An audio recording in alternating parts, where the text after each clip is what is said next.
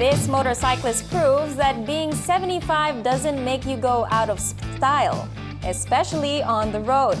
With his purple motorcycle on the move, you can't help but want to try his vehicle to see if it's worth the ride. To get to know him and his purple bike, we have Tatay Dan himself. Good afternoon po and welcome to Traffic Center. Maraming salamat din po. So Tatay Dan, what's your secret po that despite your age, nakakapagpatakbo po kayo ng motorcycle pa rin? Yun po dahil po tayo ay walang bisyo, hindi po tayo naninigarilyo, hindi po tayo umiinom ng alak. Lahat ng makasasama sa ating katawan, iniiwasan po natin. So healthy ka po, healthy yung lifestyle niyo po. Alaga lang po tayo sa mga vitamins, kailangan po ng katawan natin yan. So riding a motorcycle po, hobby niyo po talaga? Hobby ko po talaga yan, ma'am. Curious to know lang po, gaano kayo kabilis magpatakbo ng motor? As a rider, minsan po napapabilis tayo pag medyo po ginaganahan at pag mga nagmamadali po. At kadalasan naman po may tinatawag kaming takbong pogi o chill ride. Pogi. Opo, chill ride lang po. Chill ride. Okay. So chill ride lang po yung ginagawa niyo po? Opo. So, Tatay, habang nagmamotorsiklo po kayo, purple ang suot ninyong kulay at purple yung motor po ninyo. Opo. Why, out of all the colors, purple ang napili ninyo?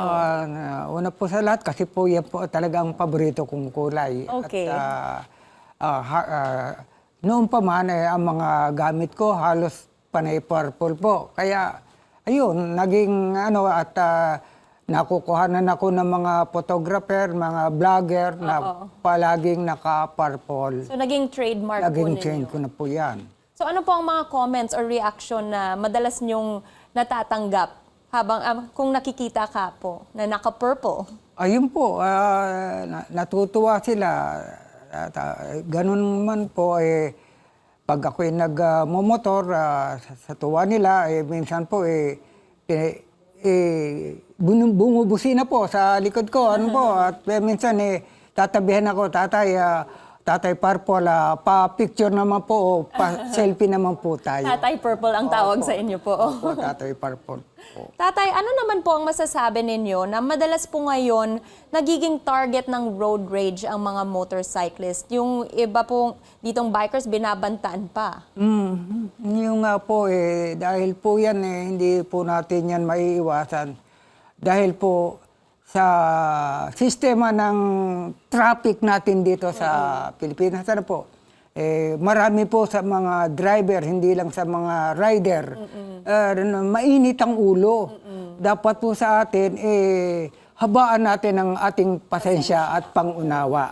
Nakapag-experience na po kayo na maging target ng road rage?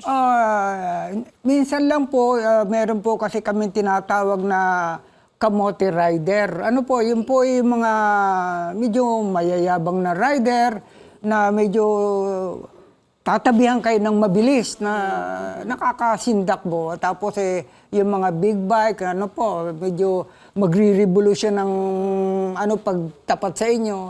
Yun po, siyempre kung mainitin po ang ulo natin, magre-react po tayo dyan. So, Tatay, may chill rider at may kamote rider.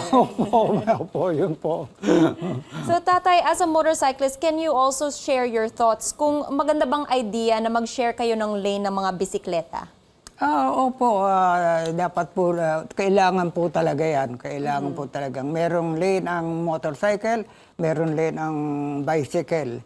Pero kasi po ang ating mga karsada dito, makikipot. Pag pinagsama mo nyo po yan at pinaghiwalay po nyo yan, mas magtitindi po yan ng mas lalong traffic.